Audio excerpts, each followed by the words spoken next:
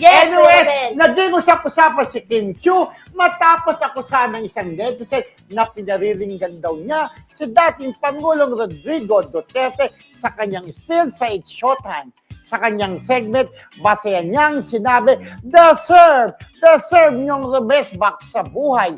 Na agad namang ikinatawa ng audience. Ngunit ayon sa netizen, tila patama raw ito sa dating Pangulo kasunod ng issue sa ICC. Agad namang binasag ni Kim ang issue, hala, nakakaloka! Ba't ako nasali dyan? Ani Kim na pinabulaanan ang paratang. Kalaunan, nagsorry rin ang nasabing netizen at nanawagan ng maingat na pagkalap ng impormasyon bago mag-akusa. Oo nga At naman. least na-address ka agad. Oo. Ayun, diba? no? Ayaw niya Ayan, ng sorry netizen. Humingi po ako ng sorry. Yes. Oh. Oh. Script lang Kim Chiu. pala. Ma'am Kim Chiu. Yes. Script lang pala yung deserve na sinasabi. Hindi mo basa, ha? At sabi kasi ng asawa Malabo mo, kasi. si Duterte ang pinaparinggan. Ito talaga, naniwala ka sa asawa mo. At Naasar lang pala. Naasar lang pala ako ng asawa ko, kaya na-post ko. Kala ko po, si Tatay Diggs ang pinatatamaan mo. Taos puso po akong humihingi ng sorry, ma'am. Binura ko na po, ma'am.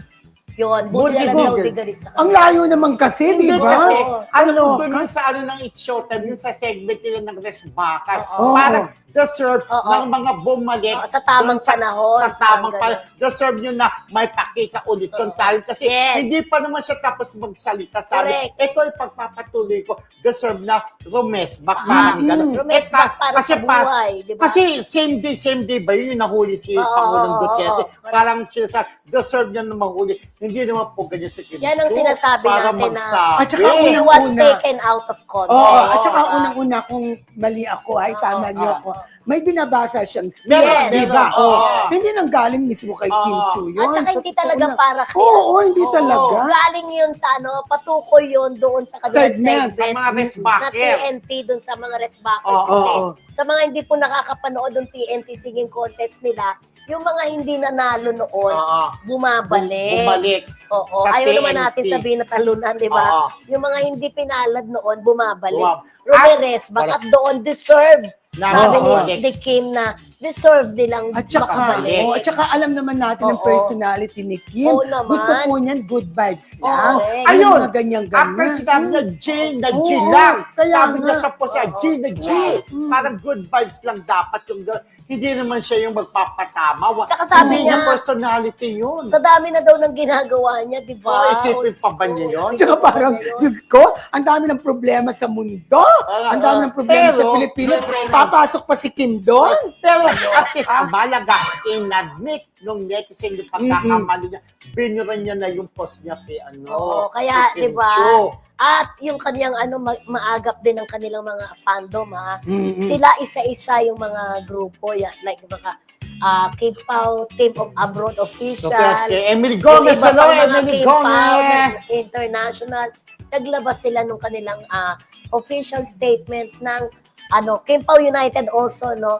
Anong kanilang pagsuporta kay Kay Kim. Kim. Mm-mm. At sa pagsasabing, wag naman basta maniniwala sa fake Oo. news. At saka Truly. dapat tinapos mo nila panonood yung pagbasa ng spill si Kim Chiu. Oo.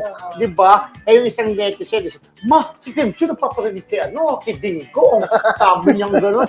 Ano sabi niya? Deserve. Baka ganyan talaga. O nakaganon yung lalaki. Lalaki di ba? Nagsubusan na yung makadigong. Hindi yung asawa niya. Ay, sabi, o Dave Magulay, yung asawa niya. Love, si Kim Chiu nagpaparinig kay Digong. Sabi niya gano'n. Ay, talaga? Ay talaga, Ay, may ano nga yan. Ma-post nga. Yan ang yung naggagawa ng social media. Ano sabi? Ang sabi niya, deserve Ay, na ito, makulong. Diyos ko, grabe. Kasi ba, Kim Chiu ha, Ha? huwag ka na manonood kami ng movie mo, hindi kami manonood. Oo. Pero dahil yan, hindi pala totoo, manonood kami kasama buong pamilya ko. Oo, Sabi nung correct. my love will make you Eto na. Ah, Sabi nung ganda. nag-post, Ah. sabi niya gano'n, Daddy, hindi naman pala si Digong yung pinaparinggan. Oo, yung tamang Oo. tanghalan. Ako, nakakaya Deserve. naman, Oo, diba? nag-sorry naman. Mag-sorry ka. Nag-sorry, Oo. sabi. Oo. Nag-sorry. may Ayun na, informal, nag-sorry na. diba? Yun ang Oo. maganda, tinatanggap Pero yung kumalat na. pagkakamali. Pero, May nakikita sabi pa rin nga, akong comments. May mga naniwala na Oh, doon. yun yun. Sabi nga, di ba, may kasabi, the damage has been done. Di ba? May Oo. gano'n, di ba? Pero at least kayo, malino na hindi po nagpatama si Kim Chiu sa Pangulong Duterte. Tama. Diba? Yun ang malinaw na sa mga netizens, di ba? Hindi naman po ganyan ang karakter ni Kim Chiu, personality rather. Oo, good vibes lang po si Kaya Kim Chiu. tama na ha, naliwanagan na to, nag-sorry na kung sino yung pinagsimulan nun, di ba? Yeah. Kaya sana yung mga bashers ni Kim, ginagamit naman yung isyong ito Oo. para i-bash Yung siya. mga against sa kanya, di ba? Correct. Kumbaga, kumukuha sila ng chance para lang mabas si Kim Chiu, di Wag ba? naman po, may movie Oo. yung tao, di Ah, ba? oo nga. Baka maapektuhan naman sa mga ganyang fake news. Yes. Ay, hindi. Ang mga tao naman, di naman maniniwala. Basta Sana. todo lang ang suporta nyo sa Kim Pa. Panoorin nyo, My Love Will Make It Disappear. Showing na po sa March 26. 26. At Okay. pumunta kayo sa aming black screen niya kay Ate Carmen at Janet Damaso. Sila may pa-black screen. Diba? Yes. Kim Pao United, di ba? Okay. Siyempre nandun tayo, di Ano ba? po kaming apat. Makikita niyo po kami.